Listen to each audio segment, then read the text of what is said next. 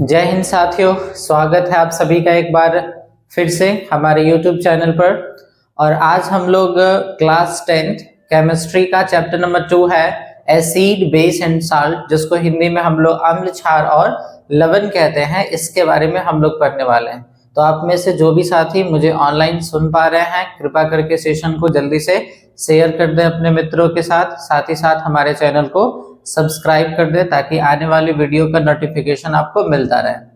तो बढ़ते हैं हम लोग क्वेश्चन की तरफ से। और क्वेश्चन पर जाने से पहले आप सबसे एक रिक्वेस्ट है कि जब भी आप पढ़ने के लिए बैठो तो एक कॉपी और पेन लेकर के बैठा करो, ताकि आपको जो मैं बताता जा रहा हूँ वो आप नोट करते चले। क्लियर है? तो चलिए हम लोग स्टार्ट करते हैं इसको। और पहला क्वेश्चन हम लोग देखते हैं। पहला क्वेश्चन है अधातु। अधातु को इंग्लिश में नॉन मेटल कहते हैं। अगर आपने धातु और अधातु का चैप्टर पढ़ा है तो आपको पता होगा कि वे पदार्थ जिनमें एक विशेष प्रकार की चमक होती है उसको हम लोग क्या कहते हैं? धातु कहते हैं। और इसका जस्ट उल्टा, जिसमें एक विशेष प्रकार की चमक नहीं होती है उसको अधातु कहा जाता है। क्लियर है? तो जिसमें विशेष प्रकार की चमक नहीं होगी उसको क्या कहेंगे? अधातु कहेंगे। तो क्वेश्चन कह रहा है कि अधातु का ऑक्साइड, ठीक है, मतलब एक होता है धातु का ऑक्साइड और एक होता है अधातु का ऑक्साइड। तो आपसे ये कहा जा रहा है कि अधातु के ऑक्साइड की प्रकृति कैसी होती है, मतलब इसका नेचर कैसा होता है, ठीक है, स्वभाव। ऑप्शन नंबर ए देखिए, कह रहा है कि क्षारीय होगा, उसके बाद कह रहा है अम्लीय होगा, सी में कह रहा है उदासीन होगा और डी में कह रहा है इनमें से कोई नहीं होगा। आप लोग कमेंट करके मुझे बताओ कि फर्स्ट क्वेश्चन का आंसर जो है वो कितना नंबर है। क्लियर है? विशेष रूप से यदि 10th क्लास के स्टूडेंट मुझे सुन पा रहे हैं तो आप कृपा करके जैसे कि 1 का आंसर ए है तो 1.a करके आप कमेंट करिए, ठीक है, इस तरीके से। तो पहला क्वेश्चन कह रहा है कि अधातु के ऑक्साइड की प्रकृति होती है। ऑप्शन नंबर ए है क्षारीय, बी में है अम्लीय, सी में है उदासीन और डी में है इनमें से कोई नहीं। तो कमेंट करके हमें बताइए कि इसका आंसर क्या है। आप हमेशा याद रखिए कि जब भी कोई धातु है, जैसे मान लीजिए NaOH हो, जैसे KOH हो, तो धातु का जब भी कोई ऑक्साइड होगा, ठीक है, या हाइड्रोक्साइड होगा, सपोज करिए ऐसा समझिए इसको, जैसे NaO है ना, उसके बाद CaO, ये सब क्या है? धातु का ऑक्साइड है, ठीक है। धातु का जो ऑक्साइड होता है वो हमेशा क्षारीय होता है, ठीक है। धातु का जो भी ऑक्साइड होगा वो हमेशा क्षारीय होता है और अधातु का ऑक्साइड जो होगा वो हमेशा क्या होगा? अम्लीय होगा। तो याद रखिए पहला क्वेश्चन कह रहा है कि अधातु का ऑक्साइड की प्रकृति होती है, तो आंसर क्या हो जाएगा बताइए? अधातु के ऑक्साइड की प्रकृति जो है वो अम्लीय हो जाएगा, यानी पहला नंबर क्वेश्चन का आंसर हो जाएगा बी। उसके बाद दूसरा नंबर क्वेश्चन है दूध से दही बनाने के लिए इनमें से कौन सी क्रिया उपयुक्त है, ठीक है। देखिए आपसे क्वेश्चन कह रहा है कि दूध जो है जब दही में परिवर्तित होगा तो कौन सी क्रिया होगी जिसके कारण वो दूध जो है वो दही में परिवर्तित हो जाएगा। तो ऑप्शन नंबर ए कह रहा है अपघटन, दूसरा कह रहा है प्रकाश संश्लेषण, तीसरा कह रहा है किण्वन और चौथा कह रहा है इन उत्सर्जन। आप लोग कमेंट करिए कि इसका आंसर क्या होगा, ठीक है।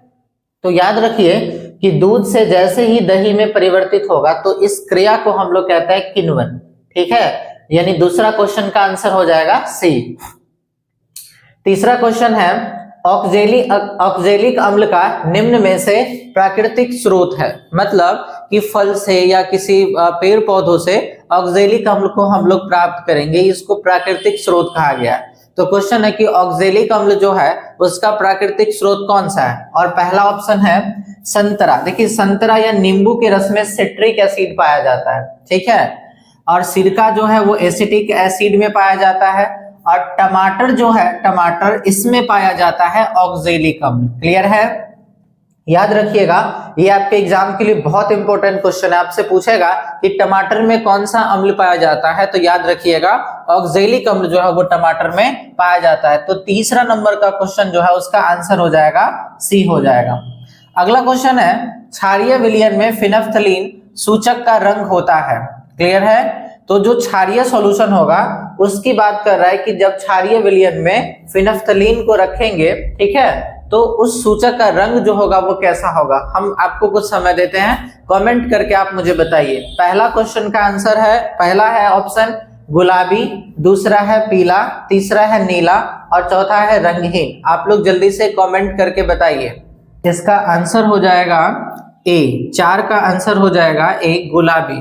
क्षारीय विलयन का मतलब होता है जब आप साबुन को पानी में घोलते हैं तो साबुन जो होता है वो पानी के साथ मिलकर के क्षारीय विलयन का निर्माण करता है, और उसी क्षारीय विलयन में जब आप फिनाफ्थलीन को रखेंगे तो फिनाफ्थलीन का रंग कैसा होगा वो आपसे क्वेश्चन पूछा गया है। तो पहला था गुलाबी, दूसरा था पीला, तीसरा है नीला और चौथा है रंगहीन। तो इसका आंसर हो जाएगा ए, गुलाबी होगा।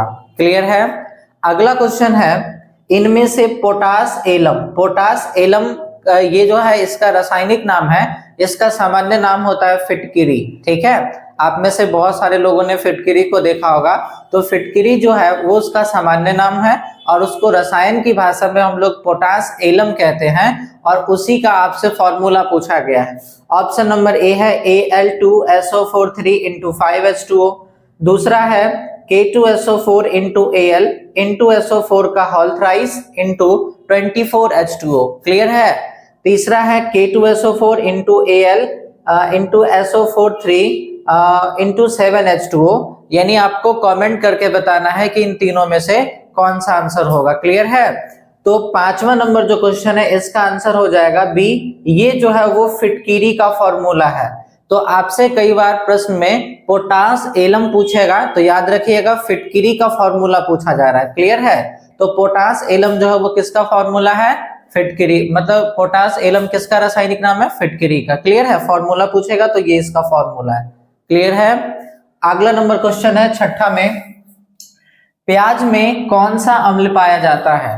क्लियर है। प्याज में कौन सा अम्ल पाया जाता है। एक है टैनिक अम्ल, दूसरा है एस्कॉर्बिक अम्ल, तीसरा है सिट्रिक अम्ल और चौथा है इनमें से कोई नहीं। कमेंट करिए, जल्दी से बताइए इसका क्या सही आंसर होगा। क्लियर है। जल्दी से आप लोग कमेंट करिए और यदि संभव है तो सेशन को शेयर कर दीजिए अपने दोस्तों के साथ। जल्दी से बताइए। 6 नंबर क्वेश्चन का, चाय में देखिए टैनिक अम्ल होता है, उसके बाद सी वाला ऑप्शन है सिट्रिक अम्ल, ये होता है संतरा या नींबू के रस में, और बी वाला जो है वो है एस्कॉर्बिक अम्ल। तो इसका सही आंसर जो होगा वो होगा बी वाला जो ऑप्शन है वो होगा इसका सही आंसर। प्याज में एस्कॉर्बिक अम्ल पाया जाता है। क्लियर है। अगला क्वेश्चन है, लार का पीएच मान होता है। ठीक है, लार समझते हैं आप लोग, लार यानी थूक, है ना, मुंह में जो थूक आता है उसको लार कहते हैं साइंस की भाषा में। क्लियर है। तो देखिए लार का पीएच मान जो होता है ना वो अलग अलग होता है। जब हम लोग खाना नहीं खाए हुए रहते हैं तो खाना खाने से पहले जो है लार का पीएच मान 8 होता है, और आपको पता है यदि किसी पदार्थ का पीएच मान 7 से अधिक होता है तो क्षारीय होता है, और 7 से कम होता है तो अम्लीय होता है। क्लियर है। तो यहाँ पर जो है ना लार जो है उसका पीएच मान खाने से पहले 8 होगा और खाने के बाद जो होगा वो 6 होगा। क्लियर है। खाने से पहले 8, यानी खाने से पहले लार जो है वो क्षारीय प्रवृत्ति का होगा और खाने के बाद अम्लीय प्रवृत्ति का होगा। तो इसका आंसर खाने से पहले कहेगा तो 8 होगा और खाने के बाद कहेगा तो ऑप्शन नंबर कितना होगा, बी होगा, 6 होगा। क्लियर है। अगला क्वेश्चन की तरफ बढ़ते हैं। अम्ल तथा क्षार अभिक्रिया कर इनमें से किसका निर्माण करता है। क्लियर है। अम्ल जो है आपने पढ़ा होगा, एक अभिक्रिया होता है उदासीनीकरण अभिक्रिया। जब कोई अम्ल जो है वो क्षार के साथ अभिक्रिया करता है तो लवण और जल को बनाता है। क्लियर है। तो ये जो आप देख रहे हो अम्ल और क्षार, जब भी आप इन दोनों की आपस में अभिक्रिया कराओगे तो किसका निर्माण होगा, लवण। लवण यानी नमकीन पदार्थ, जैसे NaCl हो गया, इसका निर्माण होगा। ठीक ना। तो इसका आंसर हो जाएगा बी। पहला कह रहा था दुर्बल क्षार, बी में है लवण, तीसरा है प्रबलम, चौथा इनमें से कोई नहीं। तो इसका आंसर हो जाएगा बी हो जाएगा। उसके बाद है हमारा शरीर पीएच के कितने परास के बीच कार्य करता है। पहला ऑप्शन है 5.1 से 5.8, दूसरा ऑप्शन है 6.0 से 6.8, तीसरा ऑप्शन है 7.0 से 7.8 और चौथा है इनमें से कोई नहीं। तो कमेंट करिए, जल्दी से आप लोग बताइए कि क्या इसका आंसर होगा। क्लियर है। 9वां क्वेश्चन जो है इसमें कह रहा है कि पीएच जो है, ठीक है, हमारा शरीर जो है वो पीएच के कितने परास के बीच, यानी पीएच का कितना वैल्यू होना चाहिए जिसके बीच में हमारा शरीर कार्य करता है। तो पहला ऑप्शन है 5.1 से 5.8, दूसरा है 6.0 से 6.8, तीसरा है 7.0 से 7.8। बताइए तीनों में कौन सा आंसर होगा? क्लियर है? तो 9वां नंबर क्वेश्चन का आंसर हो जाएगा सी, 7.0 से 7.8। अगला क्वेश्चन है उदासीन विलयन का पीएच मान होता है। आप याद रखिए उदासीन विलयन किसको कहते हैं? वे विलयन जिसका पीएच मान 7 होता है, ऐसे विलयन उदासीन विलयन कहलाते हैं। क्लियर है? ऐसे विलयन क्या कहलाते हैं? उदासीन विलयन कहलाते हैं। तो जिसका पीएच मान 7 हुआ वो उदासीन है। तो आपसे क्वेश्चन कर रहा है उदासीन विलयन। उदासीन विलयन का मतलब है कि ना तो उसमें अम्लीय प्रवृत्ति है और ना ही क्षारीय प्रवृत्ति है, मतलब ना तो उसमें अम्ल का गुण होगा और ना ही क्षार का गुण होगा। जैसे शुद्ध जल में किसी भी तरह का गुण नहीं होता है ना, ना अम्लीय प्रवृत्ति का ना ही क्षारीय प्रवृत्ति का होता है। तो उसका पीएच मान जो होगा वो होगा 7 हो जाएगा। इसका 10वां नंबर क्वेश्चन का आंसर हो गया ए। उसके बाद 11 नंबर क्वेश्चन है बूझा हुआ चूना का रासायनिक सूत्र होता है। पहला है कैल्शियम कार्बोनेट CaCO3, ये है कैल्शियम कार्बोनेट का फॉर्मूला। दूसरा है CaOH2 कैल्शियम हाइड्रोक्साइड, तीसरा है ZnO जिंक ऑक्साइड और चौथा है HCl। HCl का मतलब होता है हाइड्रोक्लोरिक एसिड। ये हमारे पेट के अंदर भी पाया जाता है हाइड्रोक्लोरिक एसिड, और इसी की मात्रा बढ़ जाने के कारण हमारे पेट में जलन जैसी समस्याएं उत्पन्न होती है, यानी गैस बनने लगता है। इसके निवारण के लिए हम लोग किसका उपयोग करेंगे? एंटासिड का प्रयोग करेंगे। क्लियर है? इनो हो गया, मिल्क ऑफ मैग्नीशिया हो गया, इन सब का उपयोग करेंगे। तो आपसे क्वेश्चन पूछा है कि बूझा हुआ चूना, पहला है कैल्शियम कार्बोनेट, दूसरा है कैल्शियम हाइड्रोक्साइड, उसके बाद है तीसरा ZnO जिंक ऑक्साइड और चौथा है HCl। तो इसका आंसर जो है ना 11 नंबर का वो हो जाएगा बी, कैल्शियम हाइड्रोक्साइड को सामान्य भाषा में बूझा हुआ चूना कहा जाता है। क्लियर है? अगला लास्ट क्वेश्चन है और इसके बाद जो बच जाएगा वो हम लोग अगली वीडियो में देखेंगे। क्लियर है? तो पहला क्वेश्चन कह रहा है, ये लास्ट कह रहा है इनमें से किसे बैटरी अम्ल कहा जाता है, मतलब बैटरी में यूज होने वाला अम्ल जो है उसके बारे में आपसे कहा जा रहा है कि बताइए कि कौन सा अम्ल होगा जो बैटरी अम्ल के रूप में उपयोग किया जाएगा। पहला है H2SO4, इसका नाम है सल्फ्यूरिक एसिड, है ना। दूसरा है बी में H3BO3, इसका नाम है बोरिक एसिड। तीसरा है H3PO4 फॉस्फोरिक एसिड और चौथा है HNO3 नाइट्रिक एसिड का ये फॉर्मूला है। अब आपको डिसाइड करना, बताना है, इसमें से कमेंट करिए जल्दी से आप लोग कि जो 12 नंबर क्वेश्चन है इसका क्या आंसर होगा। ए में है H2SO4 सल्फ्यूरिक एसिड, बी में है H3BO3 बोरिक एसिड, सी में है H3PO4 फॉस्फोरिक एसिड और डी में है HNO3 नाइट्रिक एसिड। आप कमेंट करके बताइए जल्दी से।